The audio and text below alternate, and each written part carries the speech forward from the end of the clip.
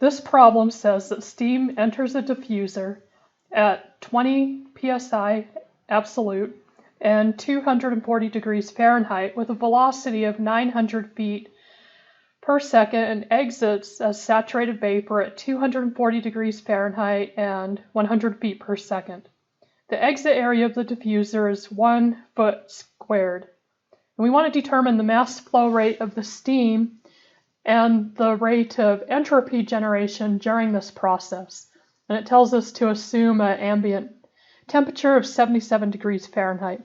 So this problem is basically the same as the first law open system problems that we've already been solving. So remember we solved a bunch of problems with diffusers, pumps, turbines. So we've already solved problems like this using first law energy balance.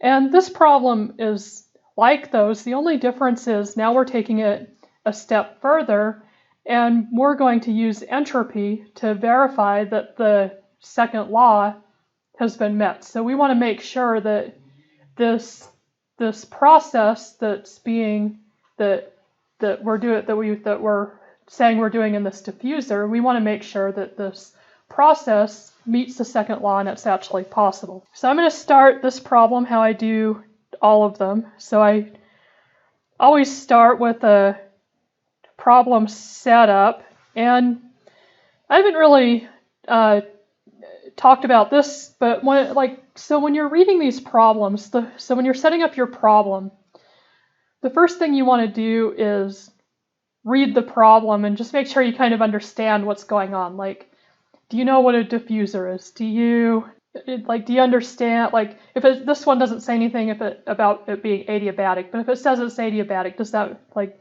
do you know what that is? Like, and if some things are unclear, you can change the problem, so if it says adiabatic, you could just change that to no heat transfer. So just make sure that you really understand the problem. And I think that's important because sometimes these problems sometimes the wording in them can be kind of weird. So it's important to make sure that you understand the problem. And then you move into kind of the problem setup, where in this step, I usually draw a picture of the problem. So we have a diffuser, so I'm going to draw a picture of this is just a really basic diffuser. But I'm going to specify where my control volume is, so I know that what I'm analyzing. And then I just start writing down the information that's given in the problem. And a lot of times, if something isn't totally clear, it'll become clear while you're going through this step and writing down the information that you're given, doing a drawing. So let's just work on that. So first of all, going back up here, it says that it's steam. So I'm going to just specify, steam is water, so I'm just going to specify that. And then it says it enters the diffuser. And I'm going to specify here that I'm going to actually specify the steam here.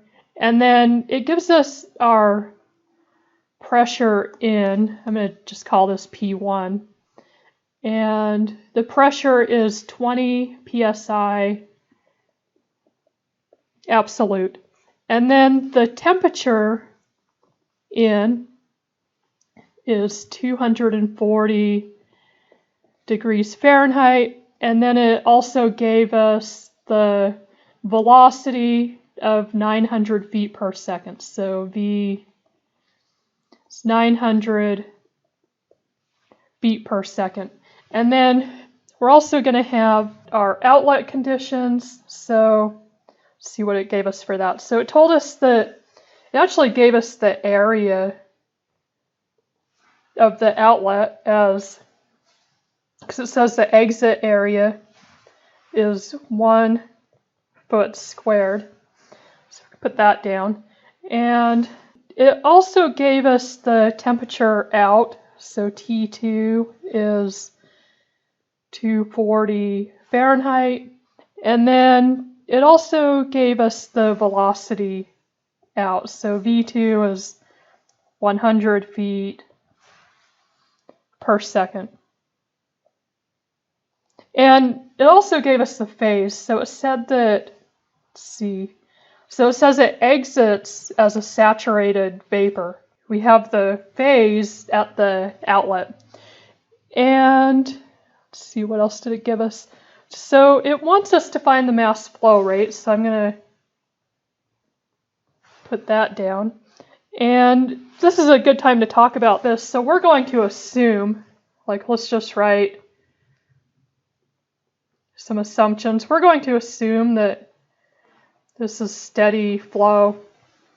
And by doing that, that means that the mass flow rate in, so this means that the mass flow rate in is equal to the mass flow rate out. So then we can just say that that's equal to the mass flow rate. So then the mass flow rate is what we're looking for. And then it also wants us to find the entropy generation, so that's this. So steam enters a diffuser at 20 psi absolute and 240 F with a velocity of 900 feet per second and exits as saturated vapor at 240 degrees Fahrenheit and 100 feet per second. The exit area of the diffuser is 1 foot squared. Determine the mass flow rate of the steam and the rate of entropy generation during this process. Assume an ambient temperature of 77 degrees. That means that our T surround, so the temperature surround is 77 Fahrenheit. As far as assumptions, we already did the steady flow assumption. We can't, so the change in kinetic energy is obviously not zero, so I'm not going to put that, but this diffuser probably, like, it's not very big, so there's no change in potential energy. So the change in potential energy is 0. And this is also a passive device, so there's no work. So now let's write down our equations. So the first step is really to understand the problem, write down all of your problem information, do a drawing, write down your assumptions. So with the assumptions, don't just think about what your assumptions are, actually write them down. That's going to really, like, I've noticed some people like to write down minimal stuff when they're doing these problems, and I think that the more you can write down, the easier time you're going to have solving it. So write down as much as you can when doing these problems. All right, so now let's do the equations. So it asked for Sgen, so we'll write down the equation for that. The entropy generated is just equal to the change in the total entropy, and this is equal to the change in the entropy of the system plus the change in the entropy of the surroundings. So let's write down the equation for the change in entropy of the system and the change in entropy of the surroundings. So this is just equal to, the change in entropy of the system is just the mass flow rate, which we're going to find in the first step, multiplied by S, so the entropy at the outlet minus the entropy at the inlet. And this is, we're just going to look these up. So we're going to look up on tables.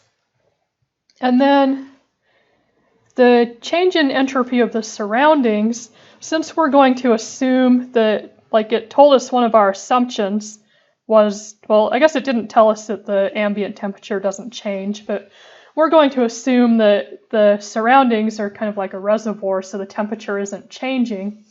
And so then we can calculate the entropy with, like this. So Q surround over the temperature of the surroundings. And we probably should have put Q on our drawing. So now the question is, okay, well, for the entropy of the system, I believe we have everything we need to look up those values, so S2 and S1. So not concerned about that. We know the temperature of the surrounding. What we don't know is this. So we're going to get Q from the first law. So we're going to do an energy balance to get Q. So let's go ahead and do that. So I'm going to do, so this is the first law, energy balance for a single stream, steady flow system.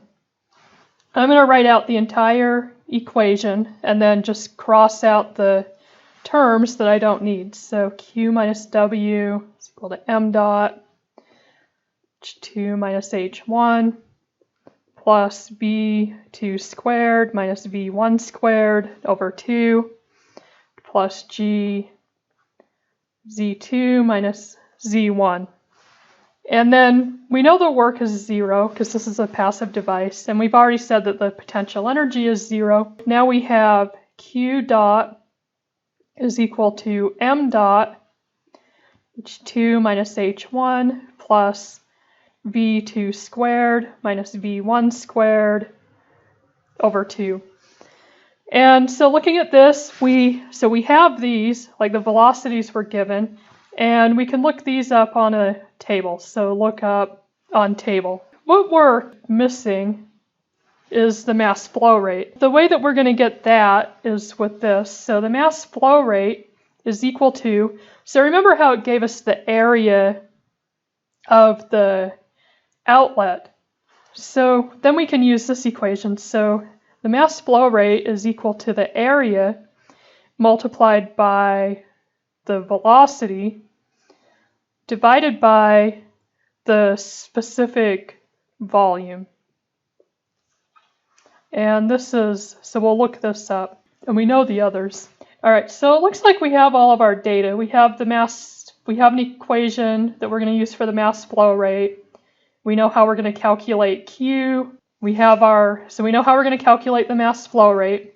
We know how we're going to calculate Q, and we know how we're going to calculate SGen. So let's go ahead and get our data. And one thing you don't want to do with these problems is you don't want to start looking up data before you know what data you even need. So that's why I always go through and write down the equations first, because that kind of guides you, and then you kind of know what data you need to look up.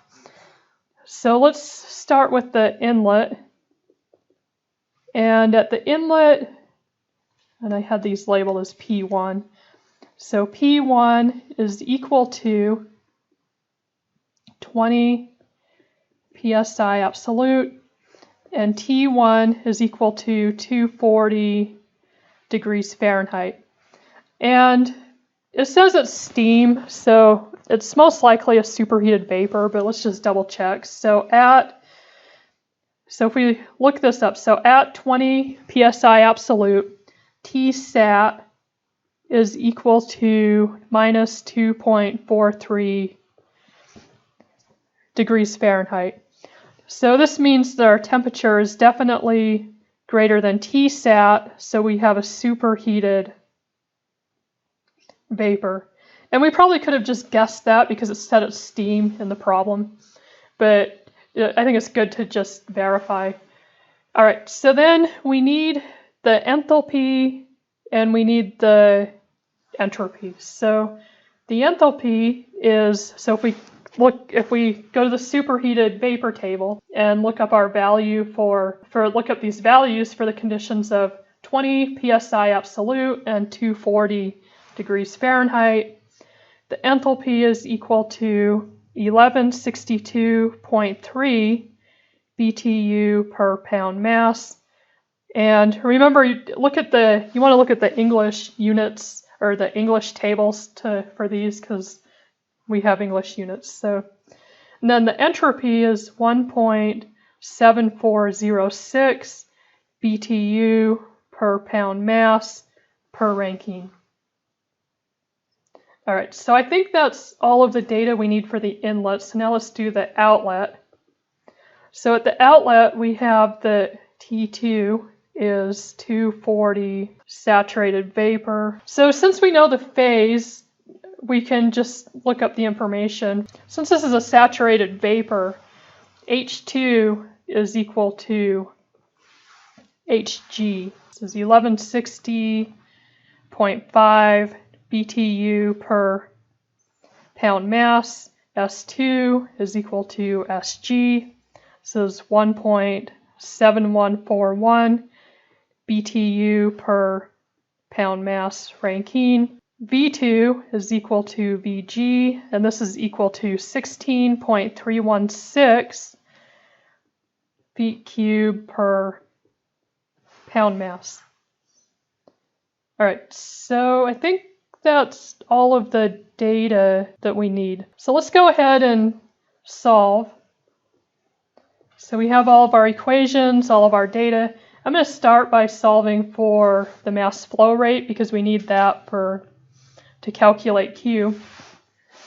And so the mass flow rate is equal to the area multiplied by the velocity divided by the specific volume. So this is equal to 1 foot squared multiplied by, and then V2 was 100 feet per second. And then this is divided by the specific volume. So 16.316 feet cubed per pound mass. All right, so let's make sure that our units work out. So all of these feet cancel, and pound mass is going to go to the top, seconds is on the bottom, so we have pound mass per second. So this looks like the right units. So then we get 6.129 pound mass per second. And one thing that I want to mention is there's a few variations of this equation with the mass flow rate.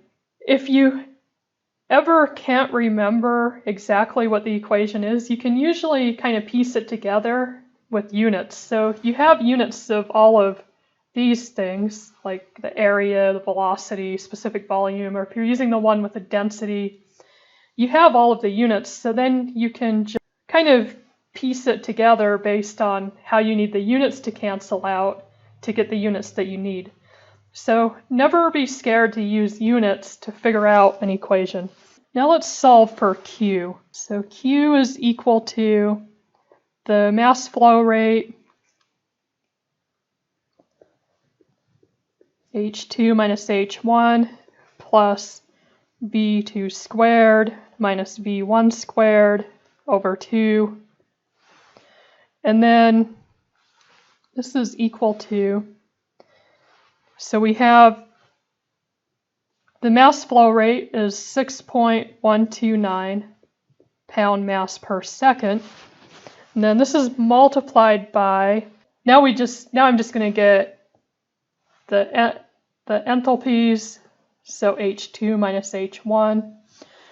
So this is 1160.5 BTU per pound mass minus 1162.3 BTU per pound mass. And then I'm going to go to the next line just so it fits. Now we have our velocities. So we have 100 feet per second squared. And I'm going to kind of do this just to make sure that everything gets squared. Sometimes it can be easy to forget to square something with this. So feet squared, second squared. This is over 2. And so now let's look at our units for a second. We have pound mass per second. And then here we have BTU per pound mass. So that looks right because the pound mass is going to cancel out and we're going to end up with BTU per second, which is what we want for our heat. But then the issue is when we look at this, so we have feet squared, second squared. So what we need is a conversion from feet squared, second squared to BTU per pound mass. And it turns out there is a conversion. So this is in the back cover of your book. It's so the book I'm using is Thermodynamics and Engineering Approach by CBK. And so this conversion is in the back cover of the book. So 1 BTU per pound mass over 25,037 feet squared, second squared. All right, so now all of our units should work out because the feet squared, seconds squared will all cancel. And then the pound mass is going to cancel out everywhere. So we're left with BTU per second. And one thing I want to point out with this is sometimes when you get weird, like I've noticed this when people get weird units, sometimes they just try to pretend like the units aren't there and do the calculation anyway. Don't do that because you're not going to get the right answer. So you need to make sure all of your units work out. And if there's a weird unit that you can't figure out what the conversion is, someone else has probably had the exact same problem. So you can almost always find the right conversion if you just Google it.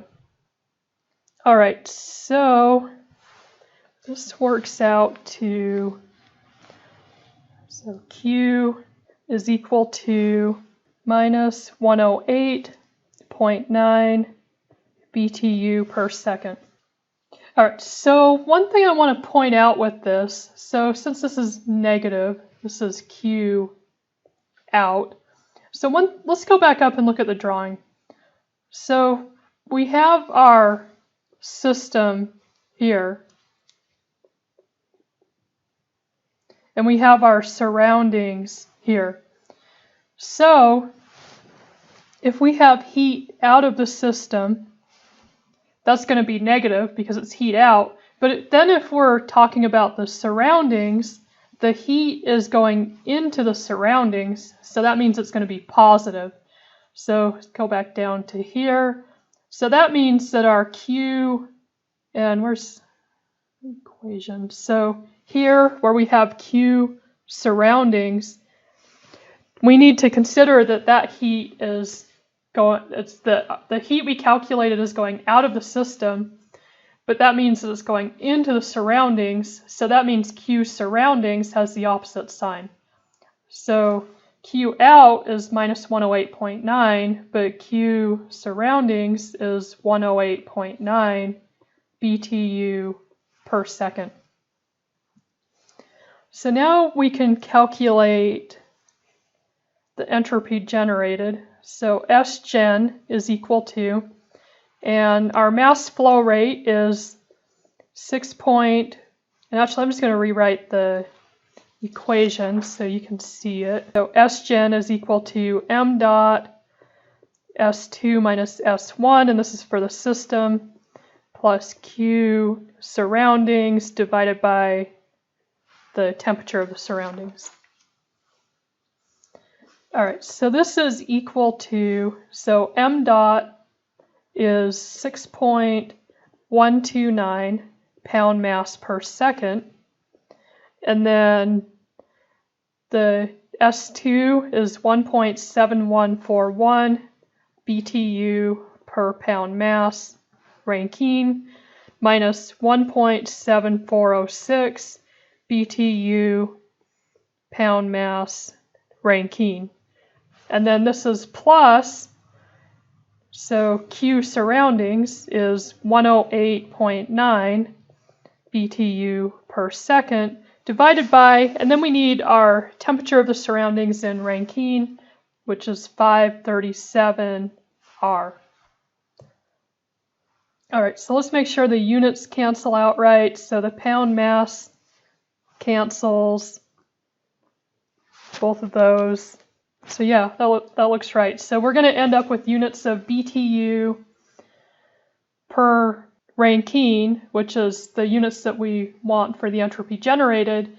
And then, so BTU Rankine second, because this is rate. So Sgen, so we're looking for the rate that the entropy is generated. So it's units per second. So this works out to 0.04 BTU per second per Rankine. And since our entropy generated is positive, that shows that this is a real process and that it's possible.